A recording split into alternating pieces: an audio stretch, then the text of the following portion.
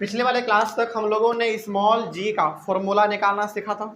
Small जी यानी कि acceleration due to gravity जो है हमारा, ये वाला फॉर्मूला किस तरीके से क्रिएट होगा, किस तरीके से डिराइव करना है, ये हम लोग जान चुके थे। ठीक है ना। हालांकि यदि आप पिछला 2 क्लास ध्यान से देखेंगे ना, तो टॉपिक था हमारा, मेन टॉपिक जो था वो था हमारा फ्री फॉल, है ना। तो फ्री फॉल हम लोग जान चुके हैं क्या होता है, और फ्री फॉल में हम लोगों को पढ़ना पड़ता है एक स्मॉल जी के बारे में, वो है हमारा एक्सेलरेशन ड्यू टू ग्रेविटी। ठीक है। और ये वाला फॉर्मूला हम लोगों ने जनरेट करना सीख लिया था। आज हम बताने वाले ये हैं कि आखिर ये स्मॉल जी का वैल्यू क्या होता है। आपको ये तो मालूम है स्मॉल जी का मतलब एक्सेलरेशन ड्यू टू ग्रेविटी, मतलब कोई भी चीज हम लोग जब पृथ्वी पे ऊपर ऐसे फेंकते हैं तो वो ग्रेविटेशनल फोर्स उसको नीचे की ओर खींचता है। तो जो वो नीचे खींच रहा है वो किस रफ्तार से नीचे गिर रहा है, वही हमारा एक्सेलरेशन ड्यू टू ग्रेविटी का वैल्यू कहलाएगा, जो अभी हम लोग निकालना सीखेंगे। तो बेसिकली आज का हमारा टॉपिक होगा to calculate the value of small g. शुरू करते हैं फिर। अच्छा, आप यहाँ पे ना थोड़ा सा ध्यान से देखिए पहले क्या लिखा गया, और आज का क्लास बहुत इंपॉर्टेंट है। स्मॉल जी यानी कि एक्सेलरेशन ड्यू टू ग्रेविटी, इसका वैल्यू निकालने जा रहे हैं। ठीक है। कैपिटल जी यानी कि यूनिवर्सल ग्रेविटेशन कांस्टेंट, इसका वैल्यू हम लोगों को मालूम है 6.673 इंटू 10 टू द पावर -11। ठीक है। और यहाँ पे मास किसका लेंगे, चूंकि हम लोग धरती पे निकाल रहे हैं एक्सेलरेशन ड्यू टू ग्रेविटी, तो धरती का मास लेंगे, और आर मतलब रेडियस किसका लेंगे, धरती का ही लेंगे, अर्थ का ही लेंगे। तो चलिए हम लोग शुरू करते हैं। सबसे पहले इस फॉर्मूला में जो जो चीज है उसको हम लोग यहाँ पे लिख लेते हैं एक बार। ठीक है, देखिए ध्यान से। सबसे पहले हमको चाहिए कैपिटल जी का वैल्यू। तो कैपिटल जी का वैल्यू तो हम लोगों को मालूम ही है, ये दिया हुआ रहे ना रहे लेकिन आपको मालूम होना चाहिए। हालांकि 6.673 होता है, लेकिन न्यूमेरिकल्स में हम लोग केवल इसका 6.7 इस्तेमाल करने वाले हैं। तो 6.7 into 10 to the power -11 newton metre square पर केजी स्क्वायर, पूरा यूनिट के साथ लिखिएगा जब पहली बार आप लिखेंगे तब। ठीक है। तो ये हमारा इसका वैल्यू हो गया। हालांकि 6.673 होता है, लेकिन चूंकि न्यूमेरिकल्स में हम लोग केवल 6.7 इस्तेमाल करेंगे। उसके बाद चाहिए एम यानी कि मास चाहिए। किसका मास चाहिए, अर्थ का। तो यहाँ पे आप नीचे में ना छोटा सा ई लिख दीजिएगा, इससे टीचर को पता ये चल जाएगा कि ये बच्चा जो मास लिखा है वो किसका मास लिखा है, अर्थ का लिखा है। तो अर्थ का मास हमने बताया था आपको पिछले वाले क्लास में, मेरे हिसाब से 6 into 10 to the power 24 kg था। 6 into 10 to the power 24 kg था। ठीक है। उसके बाद फिर रेडियस, अर्थ का रेडियस कितना है, अर्थ का रेडियस चलिए हमको याद नहीं है, हम थोड़ा सा बुक से आपको बता देते हैं। अर्थ का रेडियस आपको यहाँ पे लेना है, हालांकि इसका है 6.37 आपके बुक में दिया गया है, हम अपने मन से वैल्यू नहीं लिख रहे हैं। आपके बुक में भी अर्थ का जो मास है ना वो दिया हुआ 5.98 into 10 to the power 24 kg, लेकिन यहाँ पे आप 5.98 ना करके सिंपली क्या लिख सकते हैं, 6 लिख सकते हैं। तो हमने यहाँ पे 6 इंटू 10 टू द पावर 24 लिख दिया। उसी प्रकार से आपके बुक में रेडियस दिया गया है अर्थ का 6.37, तो इसको हम लोग 6.4 कर लेते हैं। ठीक है ना। 6 रेडियस, रेडियस वो भी किसका, अर्थ का, तो यहाँ पे ई लिख दीजिएगा। 6.4 into 10 to the power 6 metre, यही दिया हुआ है। हाँ, ये हमारे पास जो वैल्यू हमको इस फॉर्मूला में पुट करने के लिए चाहिए वो हमको मिल चुका है। कैपिटल जी, एम और आर का वैल्यू हमको मिल चुका है। चलिए अब हम लोग डायरेक्टली अपने फॉर्मूला पे वैल्यू पुट करते हैं। देखिए ध्यान से। नाउ फॉर्मूला क्या कहता है, फॉर्मूला कहता है small g equals to capital G M by R square. आगे बढ़ा जाए, देखिए ध्यान से, बहुत इंपॉर्टेंट है ये हमारा। यहां से हम लोग सॉल्व करते हैं, बस वैल्यू आप पुट करते जाइए। कैपिटल जी मतलब 6.7 into 10 to the power -11 into M यानी कि 6 into 10 to the power 24 divided by R square यानी कि 6.4 into 10 to the power square कर सकते हैं हम लोग। चलिए आगे थोड़ा सा यहाँ पे आ जाइए। सबसे पहले हम लोग काम कर लेते हैं, चलो एक काम करते हैं, पहले 10 वाले के लिए काम करते हैं। 10 वाले को ना हम लोग लास्ट में कर देते हैं। तो 6.7 लिख देंगे इंटू 6 लिख देंगे into 10 to the power -11 into 10 to the power 24।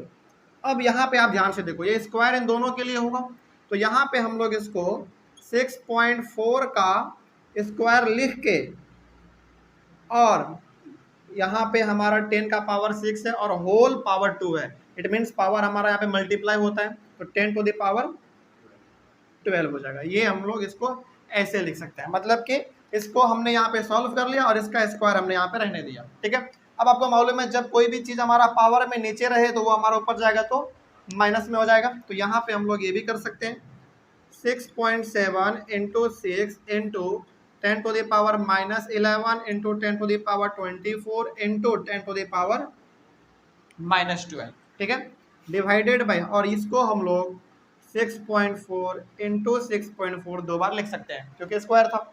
ठीक है, आगे बढ़ते हैं। अब देखिए यहाँ पे ध्यान से, इसको आप यहीं पे सॉल्व कर लो। ठीक है, ये माइनस में है और चूंकि बेस हमारा सेम होता है तो पावर हमारा ऐड हो जाता है। ठीक है, यहाँ पे 24 है, इन दोनों को आप पहले प्लस कर लो, कितना आ गया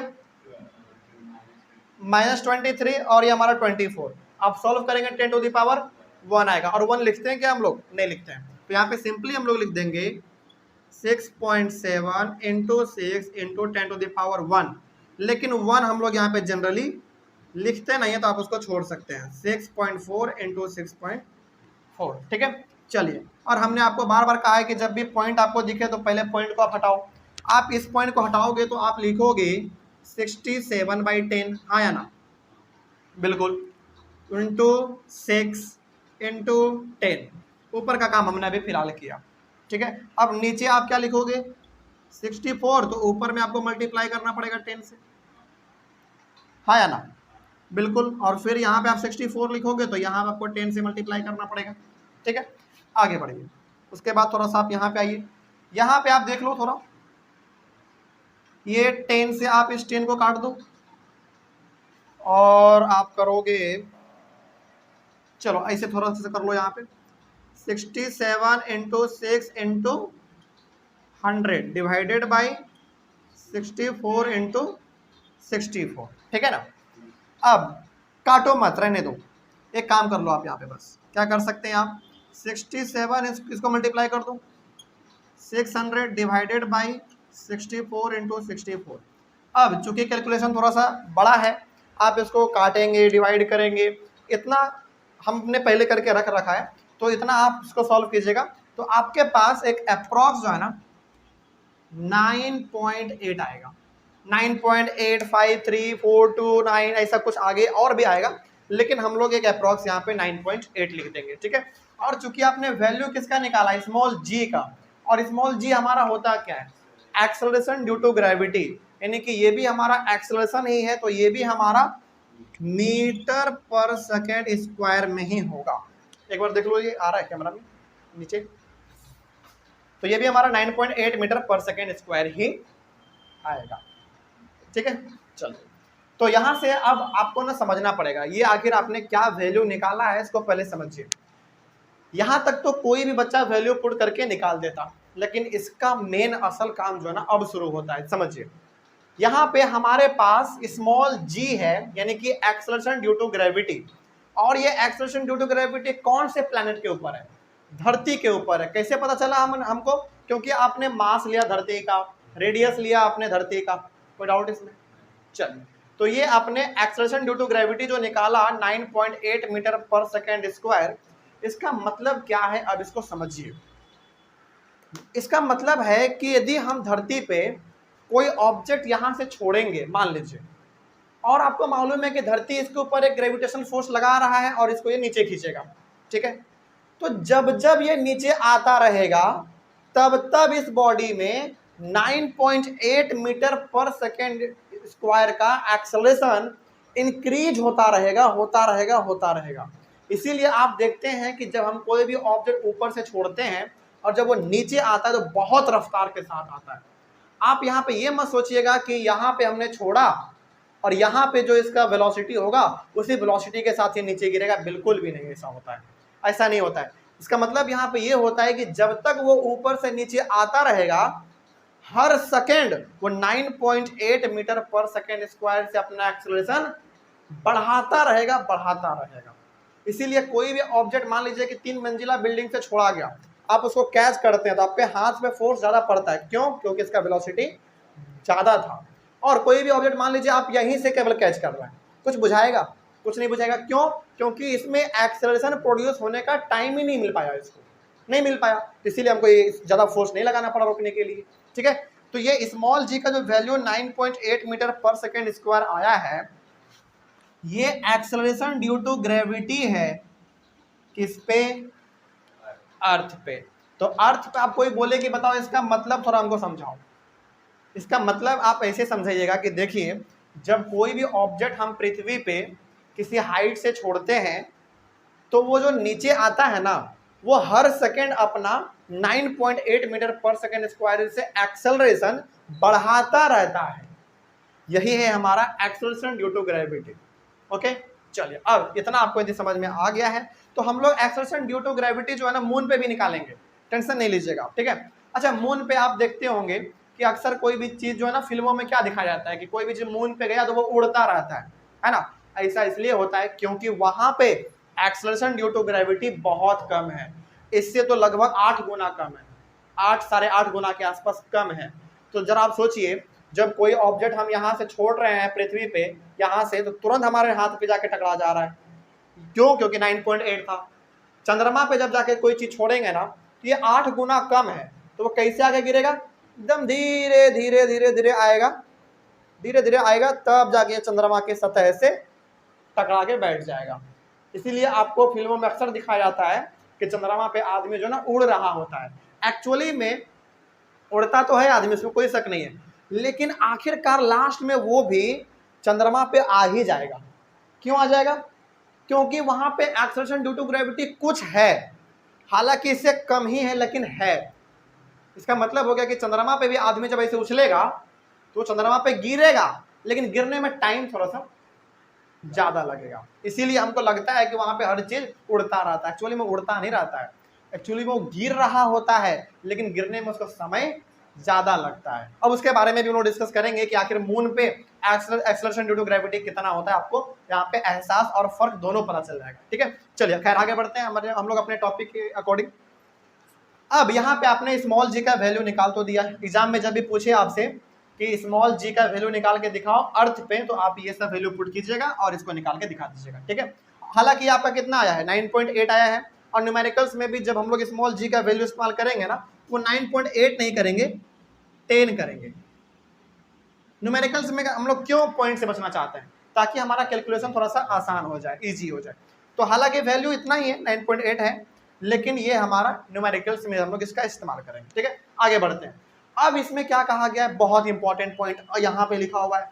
ये तो वैल्यू आपने केवल निकाला, ये कोई भी निकाल देता है, लेकिन अब इसके मतलब को समझिए, क्या कहना चाह रहे हैं। बहुत डीप बात कहा गया इसमें। पहले पॉइंट में कहा गया है the value of g does not depend on the mass of an object। कितना सिंपल स्टेटमेंट लिखा हुआ है, लेकिन ये ना बहुत गहरा बात कह रहा है। ये कह रहा है कि जो स्मॉल जी का आपने वैल्यू निकाला 9.8, ये मास के ऊपर डिपेंड नहीं करता है। इसका मतलब हो गया, आप इसको इसे समझिए, जैसे सपोज कीजिए कि चलिए मेरे पास ये एक पेपर वेट है, और एग्जाम्पल क्या लें, चलिए ये कपड़ा मिटाने वाला, ठीक है, ये मेरे पास एक पेपर वेट है। आप इसको ऐसे नहीं समझ पाएंगे, इसको आप ऐसे समझो, आपके पास कोई एक छोटा सा हल्का कुछ है, हल्का चीज, चलिए पेपर समझते हैं। देखिए ध्यान से, मेरे पास एक पेपर का टुकड़ा है और मेरे पास ये एक पेपर वेट है।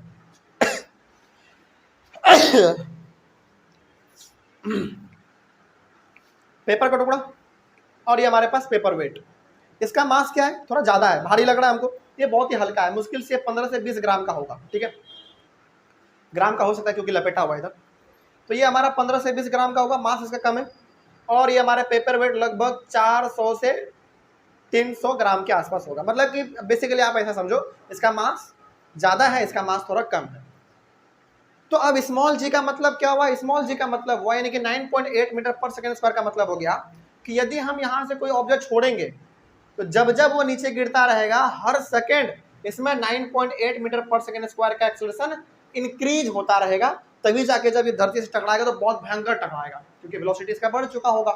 ठीक है, लेकिन यहाँ पे कह रहा है ना कि the value of small g does not depend on the mass of an object. इसका मतलब हो गया कि आप किसी भी ऑब्जेक्ट को, चलो मान लीजिए कि हम इन दोनों ऑब्जेक्ट को सेम हाइट से नीचे गिरा रहे हैं, तो यहाँ पे लिखा हुआ है ना कि चाहे मास इसका ज़्यादा हो या फिर इसका कम हो, दोनों के ऊपर 9.8 मीटर पर सेकेंड स्क्वायर का ही एक्सेलरेशन लगेगा। अब इसके अकॉर्डिंग तो फिर दोनों साथ में गिरना चाहिए। जब दोनों के ऊपर एक्सेलरेशन बराबर लग रहा है और दोनों के ऊपर ग्रेविटेशनल फोर्स भी हमारा बराबर ही लग रहा है, इट मीन्स दोनों को एक साथ गिरना चाहिए। लेकिन क्या प्रैक्टिकली आप ऐसा देख पाते हैं? चलिए मान लीजिए कि हम 3 मंजिला बिल्डिंग पे गए और ये हमारे पास एक पेपर वेट है और एक पेपर है, गिराएंगे तो प्रैक्टिकली जल्दी बताओ पहले कौन गिरेगा? पेपर वेट गिरेगा। लेकिन क्या यहाँ पे फिर हमारा ये 9.8 वाला कॉन्सेप्ट गलत हो गया? बिल्कुल भी नहीं, बिल्कुल गलत नहीं हुआ। अब यहाँ पे इस चीज को और ज्यादा क्लेरिफाई करने के लिए हमारे सामने एक साइंटिस्ट आते हैं, उनका नाम था रॉबर्ट बॉयल। रॉबर्ट बॉयल, हाँ यही नाम था शायद उनका, रॉबर्ट बॉयल। बहुत बड़े मतलब फिजिक्स की दुनिया के बहुत बड़े ज्ञानी आदमी रॉबर्ट बॉयल। उन्होंने कहा ना कि देखो, आपने जो एक्सेलरेशन ड्यू टू ग्रेविटी निकाला 9.8 धरती पर, ये हर ऑब्जेक्ट पे लागू होता है। मतलब कि जब किसी भी दो ऑब्जेक्ट को आप किसी सेम हाइट से छोड़ेंगे तो दोनों एक साथ जाके धरती से टकराएगा। लेकिन हम लोगों ने कहा कि सर ऐसा होता तो नहीं है, क्योंकि जब हम चलिए मान लीजिए इसको थोड़ा सा खोल के दिखाते हैं। मान लीजिए कि हमारे पास ये पेपर है और ये हमारे पास पेपर वेट है, 3 मंजिला बिल्डिंग पे चले गए, दोनों को सेम हाइट से छोड़ेंगे तो ऑब्वियस सी बात है प्रैक्टिकली हम लोग देखेंगे कि जल्दी गिरेगा, ये थोड़ा सा लहराते लहराते नीचे जाके गिरेगा। तो रॉबर्ट बॉयल ने कहा ना कि नहीं, बिल्कुल ऐसा नहीं होता है। क्या होता है फिर? उन्होंने कहा कि जब भी आप किसी दो ऑब्जेक्ट को सेम हाइट से छोड़ेंगे तो एक साथ जाके नीचे से टकराएगा। फिर हमने कहा कि नहीं सर ऐसा तो बिल्कुल नहीं होता है, क्योंकि हम ट्राई किए हुए हैं। फिर उन्होंने हमको एक कंडीशन बताया। कंडीशन ये बताया कि देखो, बिल्कुल दोनों ऑब्जेक्ट हमारा धरती से जाके टकराएगा सेम टाइम में, लेकिन आपके पास मीडियम जो है ना वो कैसा होना चाहिए? वैक्यूम मीडियम होना चाहिए। वैक्यूम मीडियम का मतलब हो गया कि आपके पास एक ऐसा बंद कमरा होना चाहिए जिसके अंदर हवा एक कण भी ना हो। वैक्यूम का मतलब एकदम पूरा सुन सन्नाटा, उसमें ना धूल मिट्टी बालू कुछ भी जरा सा भी नहीं होना चाहिए। उसी स्पेस को हम लोग कहते हैं वैक्यूम। जैसे मान लीजिए कि हम लोग अपने अभी रूम से सब चीज बाहर निकाल दें, मतलब कि मान लो कि इस रूम में ना मतलब हवा भी जरा सा भी नहीं है, तो ये रूम हमारा बिल्कुल एक वैक्यूम का काम करेगा। और जब वैक्यूम में हम लोग इन दोनों को एक साथ गिराएंगे तो ऑब्वियसली दोनों एक साथ नीचे गिरेगा। तो फिर बताइए प्रैक्टिकली हम लोग जब ऐसा करते हैं तो फिर दोनों के साथ क्यों नहीं गिरता है? क्योंकि इसके ऊपर हमारा एयर फ्रिक्शन लगा रहा होता है। अब यहाँ पे हमारा दोबारा वही वाला बात हो जाएगा चालू, मास वाला और सरफेस एरिया वाला। लेकिन पहले आप इसको यहाँ पे इसे समझ लीजिए। क्या ये बात समझ में आया जो हमने कहा? ये स्मॉल जी का वैल्यू जो आपने 9.8 मीटर पर सेकेंड स्क्वायर निकाला, ये धरती पे जितने भी ऑब्जेक्ट हैं वो सभी पे लागू होते हैं। मतलब कि किसी भी दो ऑब्जेक्ट को आप किसी सेम हाइट से जाके गिराओ, दोनों के ऊपर एक्सेलरेशन ड्यू टू ग्रेविटी यानी कि ग्रेविटेशनल फोर्स जो नीचे की ओर खींचेगा वो लगभग इतना ही लगा के खींचेगा, और जब जब वो नीचे आता रहेगा तब तब इतना उसके बॉडी में एक्सेलरेशन बढ़ता जाएगा।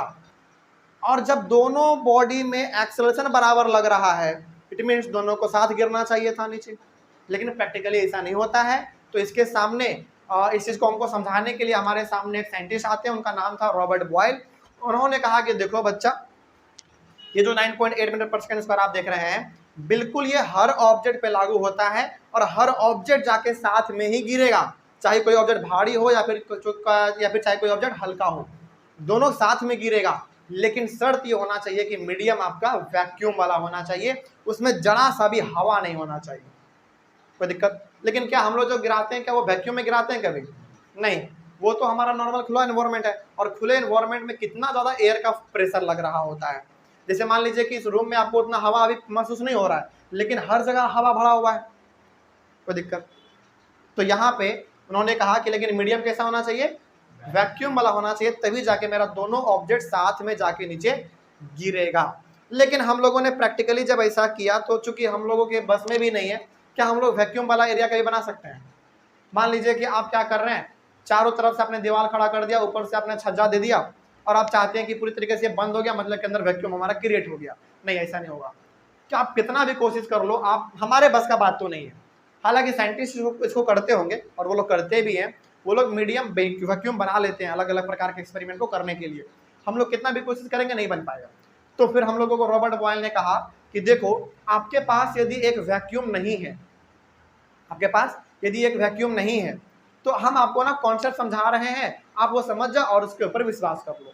और हमने विश्वास कर भी लिया, और आज के दुनिया में जब उसको प्रैक्टिकली करके देखा जा रहा है तो वो सही भी है। मतलब वैक्यूम वाले एरिया में, वैक्यूम वाले रूम में आप दोनों को एक साथ छोड़ो, दोनों एक साथ ना रखें, नीचे गिरेगा। लेकिन हमारे बस का तो बात है ही नहीं, हम नहीं बना सकते वैक्यूम वाला। तो यहाँ पे कहा उन्होंने, देखो तुम जब ऊपर से कोई चीज छोड़ते हो ना, तो जो भारी रहता है वो जल्दी गिरता है, जो हल्का रहता है वो थोड़ा देर बाद गिरता है। तो उन्होंने हमको फिर वहां पे रॉबर्ट बॉयल जी ने समझाया कि यहाँ पे कॉन्सेप्ट तुम्हारा लागू हो रहा है मास और सरफेस एरिया वाला। तो जिसका मास ज्यादा होगा, हमने बताया भी था, जिसका मास ज्यादा लेकिन सरफेस एरिया कम, वो पहले जाके नीचे गिरेगा। लेकिन जिसका सरफेस एरिया ज्यादा मास कम, तो वो थोड़ा बाद में जाके नीचे गिरेगा। क्यों? क्योंकि मालूम है, देखिए जैसे देखिए ये हमारा पेपर वेट है, मास ज्यादा है, सरफेस एरिया कम है, मुट्ठी में भर जा रहा है मेरा, ये जल्दी जाके नीचे गिरेगा। क्यों? क्योंकि ये जो हमारा एयर फोर्स लगा रहा है ना इसके ऊपर, उतना ज्यादा नहीं लगा पाएगा।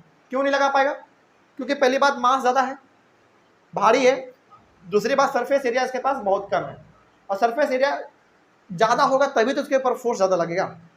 तो फोर्स इसके ऊपर ज्यादा लग नहीं पा रहा है, और मास ज्यादा होने की वजह से जल्दी जाके नीचे गिर जाएगा। लेकिन वही यदि हम ये पेपर खोल के नीचे गिराएं ऐसे, मास बहुत कम है, भारी नहीं है, और सरफेस एरिया थोड़ा ज्यादा है, तो ऑब्वियस ही बात है ये थोड़ा एयर इसके ऊपर प्रेशर ज्यादा लगाएगा और धीरे धीरे डोलते डोलते ऊपर से नीचे की ओर गिरेगा। तो ये बात आप समझ में आ गया। चलिए, तो अब यदि आपसे कोई पूछे कि बताओ, जब पृथ्वी पे हर एक ऑब्जेक्ट के ऊपर एक्सेलरेशन ड्यू टू ग्रेविटी इतना लग रहा है, तो फिर कोई ऑब्जेक्ट पहले क्यों गिरता है, कोई ऑब्जेक्ट बाद में क्यों गिरता है, इसको बताना है। इसलिए ऐसा होता है क्योंकि यहाँ पे कॉन्सेप्ट है मास और सरफेस एरिया वाला। जिसका मास ज्यादा और सरफेस एरिया कम होगा वो पहले नीचे गिरेगा, जिसका मास कम सरफेस एरिया ज्यादा होगा वो थोड़ा देर बाद में नीचे गिरेगा। ठीक है, लेकिन क्या ऐसा कभी हो सकता है कि दोनों ऑब्जेक्ट साथ में गिरे? ऐसा हो सकता है, बिल्कुल होता भी है, और बताया किसने हमको? रॉबर्ट बॉयल जी ने बता दिया। लेकिन उसके लिए शर्त क्या है कि आपके पास मीडियम जो है वो बिल्कुल वैक्यूम वाला होना चाहिए। ठीक है ना। चलिए आगे बढ़ते हैं फिर। हालांकि आप कभी भी थोड़ा गूगल पे जाइएगा, आप सर्च कीजिएगा तो आपको एकदम लाइव ये दिखा देगा। यूट्यूब पे तो बहुत सारे ऐसे साइंटिस्ट हैं हमारे, कुछ विदेश के भी हैं, ज़्यादातर विदेश के ही हैं, वो आपको वहाँ पे दिखा देंगे कि दोनों ऑब्जेक्ट बिल्कुल एक साथ गिर रहा है। कभी आप इसको ट्राई कीजिएगा, यूट्यूब पे जाके सर्च कीजिएगा गूगल पे, तो आपको वहाँ पे दिखा देगा। क्योंकि हमारे बस का बात नहीं है कि हम इसको वैक्यूम क्रिएट करके आपको दिखा सके, तो खैर कोई बात नहीं, आप उसको एक बार ट्राई कीजिएगा। तो अब समझ में आ गया कि ये जो हमारा स्मॉल जी का वैल्यू है वो मास पे डिपेंड नहीं करता है। मतलब कि आप एक बड़ा सा चट्टान लो, इतना बड़ा आप चट्टान ले लो, और इतना बड़ा आप एक रुई का टुकड़ा ले लो, दोनों को एक साथ गिराओ, दोनों एक साथ गिरेगा। तो क्या मास के ऊपर वैल्यू डिपेंड किया जी का? बिल्कुल भी नहीं किया। आप ऐसा मत समझिएगा कि पत्थर का मास ज्यादा था तो वो जल्दी गिर जाएगा, नहीं, ऐसा नहीं होगा। कोई दिक्कत, दोनों साथ में गिरेगा। बस शर्त यह है कि मीडियम आपके पास वैक्यूम वाला होना चाहिए। तो मास के ऊपर हमारा जी डिपेंड नहीं करता है। अच्छा, हम लोगों को बचपन में ना ये चीज बताया जाता था ना, एक पेपर का टुकड़ा लिया जाता था और एक ईंटा या फिर कोई पत्थर लिया जाता था, और हमको बोला जाता था कि बताओ जल्दी कौन गिरेगा। तो हम लोग क्या बोलते थे? पत्थर गिरेगा जल्दी। और ऑब्वियस ये बात है, पत्थर ही नीचे गिरता था। अब मालूम चल गया ऐसा क्यों हो रहा है? क्योंकि पत्थर का मास ज्यादा, सरफेस एरिया कम है। इसका मास कम है लेकिन सरफेस एरिया इसका ज्यादा है, इसलिए थोड़ा सा लेट से गिर रहा है और ये जल्दी गिर रहा है। लेकिन दोनों एक साथ गिर सकता था तब जब हमारे पास मीडियम वैक्यूम वाला होता। तो ये जो हमारा स्मॉल जी का वैल्यू है ये मास के ऊपर डिपेंड नहीं करता है, वो हर एक प्रकार के मास के ऊपर बराबर 9.8 ही लगेगा। बस शर्त यह है कि आपके पास मीडियम वैक्यूम होना चाहिए। कोई दिक्कत? अब आगे बढ़ते हैं। उसके बाद क्या कहा गया है? The value of acceleration due to gravity to the earth is not same at all the places on the surface of the earth because the earth is not a perfect sphere. So the value of its radius r is not the same at all the places on its surface. ये बहुत बड़ा statement कहा रहा है। चलिए आपको बताते हैं हम थोड़ा सा क्या ये कहना चाह रहा है। बताइए हमारा धरती किस शेप का है? गोल। हमारा धरती कैसा है? गोल। हम लोगों को बचपन में क्या पढ़ाया जाता था कि धरती हमारा संतरे के जैसा गोल है? बिल्कुल गलत पढ़ाया गया। हमारा धरती वैसा है ही नहीं। हमारा धरती एक्चुअली में जो है ना अंडा के शेप का है, ओवल। या फिर आप उसको इसे नहीं समझ पाते हैं तो हमारा धरती ना तरबूज के जैसा है। लेकिन कौन सा तरबूज? वो थोड़ा सा जो होता है, हाँ वो ये वाला तरबूज जो थोड़ा सा ऐसे वाला होता है, वो वाला तरबूज। यहाँ पे हम बनाने की कोशिश करते हैं। देखिए हमारा धरती का जो एक्चुअल शेप है ना वो कुछ इस प्रकार का है। मतलब कि इतना भी नहीं है, थोड़ा सा, चलो एक मिनट, नहीं तो तुम लोग बोलोगे कि सर ऐसा थोड़ी है, थोड़ा सा और बड़ा बनाते हैं।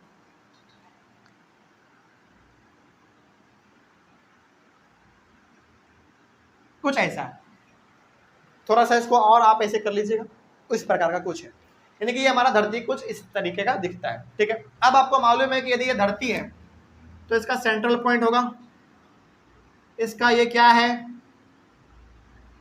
रेडियस। ये भी इसका क्या है? रेडियस। ये भी इसका रेडियस और ये भी इसका रेडियस। और आपको ये भी मालूम है कि इसको हम लोग नॉर्थ कहते हैं, इसको साउथ कहते हैं, इसको हम लोग ईस्ट कहते हैं और इसको हम लोग वेस्ट कहते हैं। और जानना चाहें तो आप इसको नॉर्थ पोल कहते हैं, इसको आप साउथ पोल कहते हैं, और ये हमारा ईस्ट है और ये हमारा वेस्ट है। और ये जो हमारा धरती के बिल्कुल बीचों बीच एक लाइन गुजरता है उसका हम लोग नाम क्या देते हैं? इक्वेटर। तो ये हमारा इक्वेटर भी हो गया, ये आपका इक्वेटर है।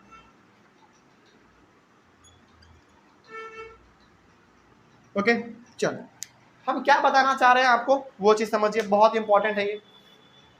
मतलब कि हमारा धरती जो है कुछ इस प्रकार का है, ऊपर में नॉर्थ पोल, नीचे में साउथ पोल, इधर ईस्ट और इधर वेस्ट। और ये जो हमारा धरती के बीचों बीच लाइन जाता है जो धरती को दो इक्वल पार्ट में डिवाइड करता है वो हमारा इक्वेटर कहलाता है। ठीक है, अब यहाँ पे ना आप थोड़ा सा बताइए हमको ध्यान से कि ये भी हमारा रेडियस है धरती का, ये भी रेडियस है, ये भी रेडियस है और ये भी हमारा रेडियस है। ठीक है, अब इसके पॉइंट पे ये क्या लिखा हुआ था? लिखा हुआ है the value of acceleration due to gravity, यानी कि ये वाला वैल्यू 9.8 का बात कर रहा है, of the earth is not same at all the places on the surface of the earth because the earth is not a perfect sphere। पहले यहां तक आप समझिए, मतलब कि ये जो आपने 9.8 वैल्यू निकाला एक्सेलरेशन ड्यू टू ग्रेविटी का, क्या ये धरती के हर जगह पर लागू होता है? बिल्कुल भी नहीं, बिल्कुल भी नहीं। फिर सवाल है कि सर आपने ऐसा क्यों बताया कि धरती के ऊपर हर जगह पे लागू होता है? हालांकि धरती के हर जगह पे एक्सेलरेशन ड्यू टू ग्रेविटी यानी कि ये अलग अलग है, लेकिन अब अलग अलग है और हमारे पास न्यूमेरिकल्स आजा बनाने के लिए तो क्या हर बार अलग अलग वैल्यू पुट करेंगे? बताइए, नहीं, कोई एक वैल्यू हमको पकड़ना पड़ेगा, उसी वैल्यू को बार बार पुट करना पड़ेगा, तभी हमारा न्यूमेरिकल सोल्व हो पाएगा। यानी कि हमारा धरती जो है ना अलग अलग जगहों पर अलग अलग शेप का है। अभी बताएंगे आपको, ये जो डायग्राम है ना इसके थ्रू आपको बताएंगे। पहले आप इसको यही समझ लो, जैसे देखो ये हमारा यहाँ से यहाँ रेडियस है, ये भी रेडियस, ये भी रेडियस और हमारा ये भी रेडियस। तो नॉर्थ पोल के ऊपर का जो रेडियस है वो छोटा है और ये जो आपका इक्वेटर वाला रेडियस है ये आपका थोड़ा बड़ा है। इसका मतलब हो गया कि यदि हम इस वाले फॉर्मूला पे ये आर का वैल्यू लिखेंगे ये ऊपर वाला तो छोटा वैल्यू आएगा, और यदि हम यहाँ पे रेडियस का वैल्यू ये बड़ा वाला डालेंगे तो इसका वैल्यू हमको थोड़ा सा ज़्यादा बड़ा मिलेगा। इसका मतलब हो गया कि धरती के ऊपर ये इसका जो वैल्यू है वो कभी भी एक जैसा नहीं है। अकॉर्डिंग टू प्लेस धरती के ऊपर हमारा रेडियस का वैल्यू बदलता रहता है। लेकिन हमने 9.8 एक अप्रॉक्स वैल्यू इसलिए लिया ताकि हम फिजिक्स को अच्छी तरीके से समझ सके, एक्सेलरेशन ड्यू टू ग्रेविटी को हम अच्छी तरीके से समझ सके, न्यूमेरिकल्स को बना पाए, प्रैक्टिकली हम लोग उसको कनेक्ट कर पाए। हालांकि हर जगह पे धरती पे acceleration due to gravity point something हर जगह पे कुछ ना कुछ अलग अलग है, लेकिन अब अलग अलग कितना आप याद करोगे? धरती इतना छोटा है क्या हमारा? बहुत वैल्यू हो जाएगा फिर, इसलिए हमने एक अप्रॉक्स वैल्यू पकड़ लिया 9.8 मीटर पर सेकेंड स्क्वायर। इसी से हमारा पूरा काम बन जाता है। लेकिन हमारा धरती एक इस प्रकार के शेप का है और चूंकि रेडियस हमारा अलग अलग साइज का है, जिसका मतलब है कि जी का वैल्यू भी अलग अलग आएगा। नॉर्थ पोल के ऊपर हमारा रेडियस का साइज थोड़ा सा छोटा है, वैल्यू हमारा यहाँ पे निकालेंगे जी का वैल्यू तो कम आएगा, क्योंकि रेडियस कम है तो कम वैल्यू आएगा। इक्वेटर वाला रेडियस हमारा थोड़ा सा बड़ा है तो यहाँ पे हम लोग निकालेंगे जी का वैल्यू तो क्या आएगा, थोड़ा सा ज्यादा आएगा। तो वही बात यहाँ पे लिखा गया था कि the value of acceleration due to gravity of the earth is not same at all the places on the surface of the earth because the earth is not a perfect sphere. Sphere मतलब गोल, उस प्रकार का हमारा धरती नहीं है, जिसके वजह से धरती के हर जगह पे हमारा एक्सेलरेशन ड्यू टू ग्रेविटी का वैल्यू अलग अलग है, क्योंकि रेडियस का भी साइज हमारा अलग अलग है। ठीक है, आगे बढ़ते हैं। So the value of its radius R is not the same at all places on its surface. तो ये जो वैल्यू हमारा रेडियस है, यानी कि ये वाला जो आर आप देख रहे हैं, ये हर जगह पे हमारा अलग अलग है। ठीक है, कोई डाउट इसमें? चलिए आगे बढ़ते हैं फिर। अब ये दो पॉइंट आप यदि समझ गए तो बहुत बड़ी बात होगी आपके लिए। देखिए क्या लिखा हुआ है, the radius of the earth at the poles, poles का मतलब नॉर्थ पोल और साउथ पोल, नॉर्थ पोल और south pole, the radius of the earth at the poles is minimum. सही बात है, मतलब कि नॉर्थ पोल और साउथ पोल पे जो हमारा रेडियस है वो कैसा है, मिनिमम। मिनिमम मतलब छोटा सा है, रेडियस आपको दिख रहा है छोटा है, लेकिन ये वाला दोनों बड़ा है। इक्वेटर वाला रेडियस की बात करें तो बड़ा है, लेकिन नॉर्थ पोल और साउथ पोल के रेडियस का बात करें वो थोड़ा सा वो छोटा है, वही बात लिखा हुआ था। So the value of g is maximum at the pole. अब आपके माइंड में ना कंफ्यूजन क्रिएट हो गया होगा कि सर जब नॉर्थ पोल और साउथ पोल पे रेडियस हमारा छोटा है और उसका वैल्यू जब हम यहाँ पे पुट करेंगे तो स्मॉल जी का वैल्यू भी छोटा आना चाहिए, लेकिन यहाँ पे तो आपने लिखा है कि so the value of g is maximum at the pole. ऐसा क्यों? ऐसा इसलिए होता है क्योंकि ये वाला फॉर्मूला हमारा जो है ना बहुत कुछ कह रहा है। ये वाला फॉर्मूला हमको कह रहा है कि ये जो स्मॉल जी है रेडियस के साथ इनवर्सली प्रोपोर्शनल है। आप देखिए इसको जरा ध्यान से, ये किस फॉर्म में लिखा हुआ है, बाई के फॉर्म में लिखा हुआ है। आप इसको चाहें तो ऐसे भी लिख सकते हैं, और जब भी कुछ इस प्रकार का लिखा जाएगा, ऊपर में कुछ रहेगा और सॉरी ऊपर में 1 रहेगा और नीचे में कुछ रहेगा, तो ये वाला इसके साथ कैसा रिलेशन रखता है, इनवर्स रिलेशन रखता है। और इनवर्स रिलेशन में आप ये चीज जानते हैं कि एक चीज जब बढ़ता है तो दूसरा हमारा ऑटोमेटिकली घटता है, या फिर एक चीज घटता है तो दूसरा ऑटोमेटिकली हमारा बढ़ जाता है। तो यहाँ पे अब आप देखो, आपको कंफ्यूजन हो सकता है लेकिन आप इससे बचिए। क्या लिखा हुआ देखिए, the radius of the earth at the poles is minimum. सही बात है, पोल पे यानी कि नॉर्थ पोल और साउथ पोल पे हमारा रेडियस छोटा है, कम है, लेकिन जी का जो वैल्यू होगा वो मैक्सिमम होगा पोल पे। ऐसा क्यों? क्योंकि इन दोनों में आप रिलेशन देखो, कैसा रिलेशन है, इनवर्स रिलेशन। मतलब कि एक बढ़ेगा तो दूसरा घटेगा। तो बताइए यहाँ पे हमारा ज्यादा बड़ा क्या है, सॉरी यहाँ पे हमारा रेडियस क्या है, कम है, रेडियस इज मिनिमम, यानी कि रेडियस कम है तो ज्यादा क्या होगा, एक्सेलरेशन ड्यू टू ग्रेविटी, क्योंकि इनवर्स रिलेशन का मतलब ही होता है एक छोटा तो दूसरा बड़ा। तो जब ये हमारा रेडियस यहाँ पे पोल पे छोटा है तो ज्यादा हमारा क्या हो जाएगा, एक्सेलरेशन ड्यू टू ग्रेविटी हो जाएगा। ओके, आगे बढ़िए फिर। The radius of the earth is maximum at the equator. ये जो आपका इक्वेटर पे देख रहे हो रेडियस, ये बेसिकली इक्वेटर ही है, लेकिन हम लोग इसको क्या मान रहे हैं, रेडियस मान रहे हैं। तो ये वाला जो आपका इक्वेटर वाला रेडियस है ये कैसा है, मैक्सिमम है, ज्यादा है। आपको देखने में लग रहा होगा नॉर्थ पोल और साउथ पोल से ज्यादा हमारा रेडियस किसका दिख रहा है आपको, इक्वेटर का दिख रहा है। तो इक्वेटर पे जो हमारा रेडियस है वो थोड़ा सा कहाँ गया, मैक्सिमम है। So the value of g is minimum at the equator. लेकिन यहाँ पे बताइए ज्यादा क्या है आपका रेडियस, तो कम क्या होगा, एक्सेलरेशन ड्यू टू ग्रेविटी। तो यहाँ पे इन दोनों पॉइंट, अच्छा ऐसा क्यों हुआ, क्योंकि देयर इज इनवर्स रिलेशन। ठीक है, पहली बार आप जब इन दोनों को पढ़ेंगे ना तो कंप्लीटली आपका माथा चकरा जाएगा, लेकिन जब आप इस फॉर्मूला को देखेंगे एक बार, आपको यहाँ पे थोड़ा सा कनेक्ट भी करना है कि ये दोनों आपस में इनवर्स रिलेशन है। कैसे मालूम चला आपको, यहाँ पे देख लो, इसका मतलब जब भी इस प्रकार का लिखा रहे ना समझिएगा वो इनवर्स रिलेशन का बात कर रहा होता है। ओके, हालांकि अभी तो आप क्लास 9th में, क्लास 10th में आइएगा, आप तो उसमें ना आपको पावर ऑफ लेंस पढ़ाएंगे, तो उसमें होता है P = 1/f, पावर का लेंस जो हम लोग चश्मा पहनते हैं ना पावर वाला, उसका फॉर्मूला क्या होता है P = 1/f। तो यहाँ भी 1 लिखा हुआ ऊपर में, इट मीन्स यहाँ पे पावर और फोकल लेंथ में कैसा रिलेशन है, इनवर्स रिलेशन है ना। चलिए कोई बात नहीं, हालांकि हमारा क्लास 10th का टॉपिक था, कोई बात नहीं, लेकिन यहाँ पे आपको समझना ये है कि जी और आर में इनवर्स रिलेशन होने के वजह से ये दोनों पॉइंट आपको क्लियर समझ में आ गया।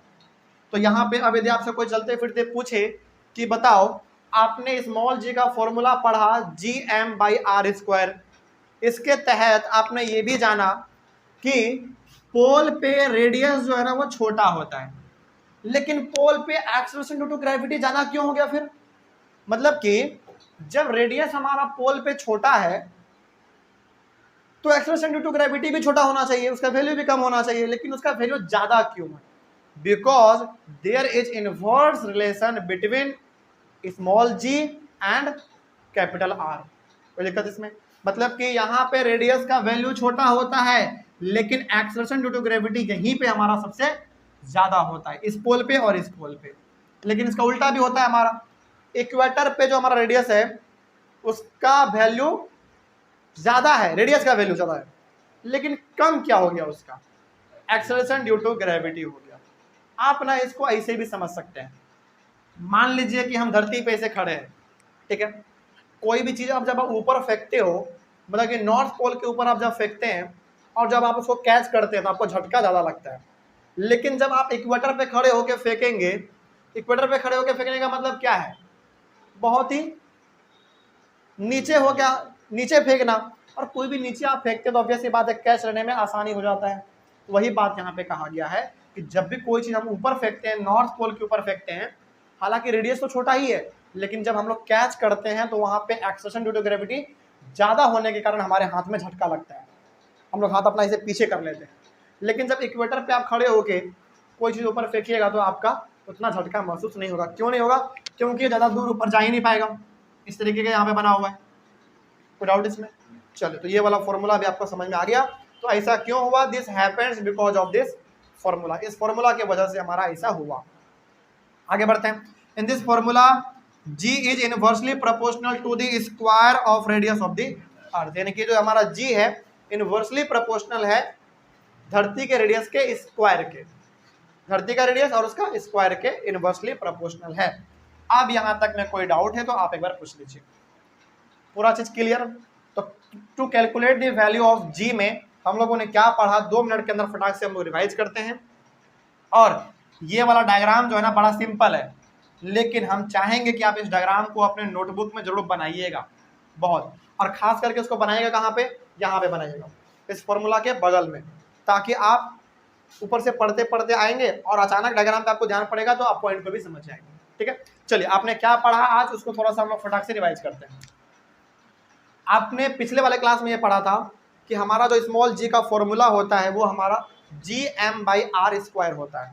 ओके, यहाँ पे हमारा g का वैल्यू आपका मालूम है 6.673 into 10⁻⁻11 newton metre square by, मतलब कि पर kg स्क्वायर, ये इसका होता है।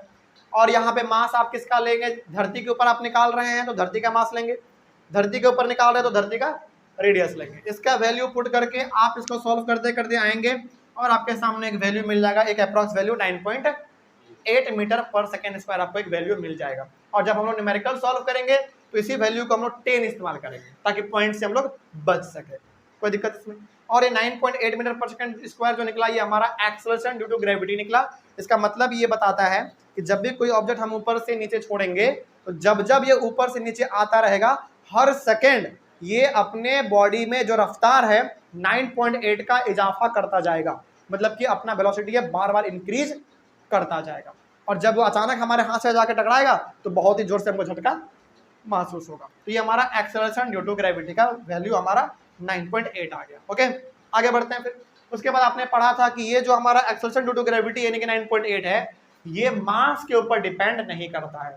चाहे कितना ही बड़ा मास क्यों ना हो, चाहे कोई बहुत भारी भरकम ऑब्जेक्ट हो, कोई बहुत ही हल्का ऑब्जेक्ट हो, दोनों को आप एक साथ ऊपर से नीचे गिराइए, दोनों एक साथ जाके नीचे गिरेगा। क्यों एक साथ नीचे गिर रहा है? क्योंकि दोनों के ऊपर एक्सेलरेशन ड्यू टू ग्रेविटी बराबर लग रहा है। तो क्या यहाँ पे मास के ऊपर डिपेंड किया? बिल्कुल भी नहीं किया। लेकिन दोनों एक साथ नीचे गिरेगा, इसके लिए मीडियम कैसा होना चाहिए? वैक्यूम मीडियम होना चाहिए। लेकिन हम लोग अपने प्रैक्टिकली क्या देखते हैं लाइफ में? ये देखते हैं कि हल्का ऑब्जेक्ट थोड़ा सा बाद में जाके नीचे गिरता है, भारी वाला ऑब्जेक्ट हमारा थोड़ा सा पहले गिर जाता है। तो यहाँ पे हमको कौन सा कॉन्सेप्ट याद लाना है अपने दिमाग में? मास और सरफेस एरिया वाला। जिसका मास ज्यादा, सरफेस एरिया कम होगा, वो जल्दी नीचे गिर जाएगा। लेकिन जिसका मास कम होगा और सरफेस एरिया ज्यादा होगा, वो थोड़ा सा लेट से गिरेगा। इसीलिए प्रैक्टिकली हम लोगों को कोई भी चीज दिखता है तो जो हल्का होता है वो थोड़ा सा बाद में गिरता है, और जो भारी होता है वो थोड़ा सा पहले गिर जाता है। लेकिन एक साइंटिस्ट हमारे सामने आए थे, रॉबर्ट बॉयल, जिन्होंने ये कहा कि दोनों एक साथ नीचे गिरेगा, बशर्त ये होना चाहिए कि मीडियम आपके पास वैक्यूम हो। वहां पे आप ट्राई करो, आराम से दोनों एक साथ गिरेगा नीचे। ओके, चलिए आगे बढ़ते हैं। फिर उसके बाद आपने पढ़ा कि हमारा जो एक्सेलरेशन ड्यू टू ग्रेविटी का जो वैल्यू है धरती के ऊपर, वो हर जगह पे बराबर नहीं है। हर जगह पे वैल्यू हमारा अलग अलग है, बिकॉज ऑफ देयर रेडियस। क्योंकि धरती का रेडियस जब एक है ही नहीं, तो उसका जी का वैल्यू एक कैसे आ सकता है? नहीं आ सकता है। हमारा धरती कुछ इस प्रकार का है, पोल पे हमारा जो रेडियस गया है वो थोड़ा सा छोटा है, इक्वेटर पे जो हमारा रेडियस गया है वो थोड़ा सा बड़ा है, जिसके वजह से हमारे धरती का एक्सेलरेशन ड्यू टू ग्रेविटी जो है, जो 9.8 है, ये हमारा धरती पे अलग अलग वैल्यू है। लेकिन फिर सवाल है कि सर हम लोग 9.8 ही क्यों पढ़ते हैं? क्योंकि वैल्यू तो हमारे पास बहुत सारे हैं एक्सेलरेशन ड्यू टू ग्रेविटी का। हर जगह पे आप निकालेंगे, हर जगह पे रेडियस आपको अलग पुट करना पड़ेगा, हर जगह पे वैल्यू क्या आ जाएगा? अलग अलग आ जाएगा। और अलग अलग वैल्यू इस्तेमाल करने का मतलब है आप फिजिक्स से खिलवाड़ कर रहे हैं। इसके लिए क्या करो, आप एक वैल्यू पकड़ लो, उसी वैल्यू से आप पूरा न्यूमेरिकल सॉल्व कर जाओ, पूरा फिजिक्स आप समझ जाओ। ठीक है, तो कोई पूछे कि बताओ एक्सेलरेशन ड्यू टू ग्रेविटी हमारे धरती पे एक जैसा क्यों नहीं है? क्यों नहीं है? क्योंकि हमारे धरती एक परफेक्ट स्फीयर नहीं है, यानी कि रेडियस सब जगह पे अलग है, तो वैल्यू भी हर जगह पे अलग आएगा। अब यहाँ पे वैल्यू के बारे में आपने दो चीज पढ़ा। ये आपने पहली बात पढ़ा कि पोल्स पे, यानी कि नॉर्थ पोल और साउथ पोल पे रेडियस हमारा छोटा होता है, लेकिन स्मॉल जी का वैल्यू ज्यादा होता है, because there is inverse relation between small g and capital R. Okay, तो पोल पे हमारा रेडियस छोटा है तो ज्यादा क्या हो जाएगा? ये हो जाएगा, बिल्कुल। लेकिन इक्वेटर पे यही हमारा ज्यादा है, तो ये क्या हो जाएगा? कम हो जाएगा। यानी कि इक्वेटर पे रेडियस ज्यादा होता है तो एक्सेलरेशन ड्यू टू ग्रेविटी हमारा कम हो जाएगा। ओके, इस तरीके से आपने ये भी समझ लिया। और यहाँ पे आपने ये भी समझा कि हमारा जो जी है आर के साथ इनवर्स रिलेशन में है। कोई डाउट इसमें? चलिए, तो इस तरीके से आपने आज to calculate the value of g भी समझ लिया। चलिए, आपको ना हम आज एक होमवर्क देकर जाते हैं। ठीक है, आपने एक्सेलरेशन ड्यू टू ग्रेविटी आज निकाला अर्थ पे, आज एक होमवर्क आपको देके जाते हैं, आप एक्सेलरेशन ड्यू टू ग्रेविटी निकालेंगे मून पे। ठीक है, उसके लिए आपको क्या चाहिए होगा? सबसे पहले तो आपको ये वाला फॉर्मूला चाहिए होगा। फॉर्मूला सेम रहेगा, ठीक है, फॉर्मूला में कोई बदलाव नहीं। बस आपको करना क्या, देखिए, कैपिटल जी का वैल्यू भी सेम रहेगा, क्योंकि ये तो कभी बदलता नहीं है, इसलिए तो इसका नाम है यूनिवर्सल ग्रेविटेशन कांस्टेंट। इसका वैल्यू नहीं चेंज होगा, क्योंकि जो वहां पे लिखा हुआ है 6.7 × 10⁻⁻11, ये वाला वैल्यू आप ले लीजिएगा। यहाँ पे बस मास के जगह पे आपको किसका मास लिखना है मालूम है? मून का मास लिखना है, क्योंकि आप एक्सेलरेशन ड्यू टू ग्रेविटी किस पे निकाल रहे हैं? मून पे निकाल रहे हैं, तो मून का मास ले लीजिएगा और रेडियस आप ले लीजिएगा मून का। ठीक है, क्योंकि हम लोग धरती पे निकाल रहे थे तो धरती का मास हमने लिया, धरती का रेडियस लिया। आप मून पे निकाल रहे हैं तो मून का मास लेंगे, मून का रेडियस लेंगे। और इसको आप कल सॉल्व करके लाइएगा, और कल हम आपसे पूछेंगे कि आपने धरती के एक्सेलरेशन ड्यू टू ग्रेविटी और मून के एक्सेलरेशन ड्यू टू ग्रेविटी में क्या फर्क समझा आपने। आपको ये साफ पता चलेगा कल कि धरती के एक्सेलरेशन ड्यू टू ग्रेविटी और मून के एक्सेलरेशन ड्यू टू ग्रेविटी में लगभग 8 गुने का फर्क है, 8 टाइम का डिफरेंस है।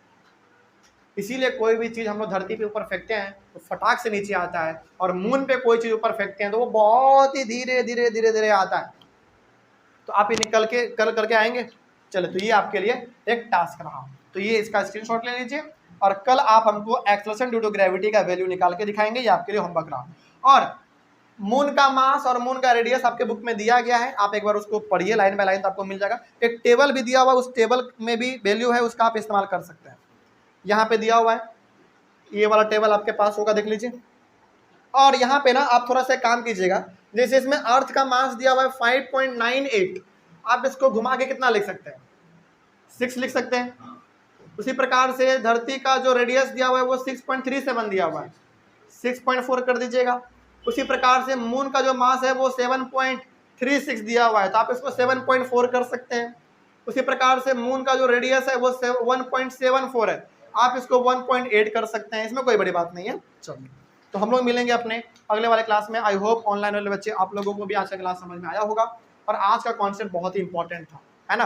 तो आज से आपने बहुत कुछ प्रैक्टिकली सीखा भी होगा, और बहुत कुछ आप ना माइंड एनालाइज भी कर पा रहे होंगे कि अच्छा ऐसा होता है तो क्यों होता है। ठीक है, चलो तो हम लोग मिलेंगे अपने अगले वाले क्लास में कुछ नए टॉपिक के साथ। Thank you very much and have a nice day.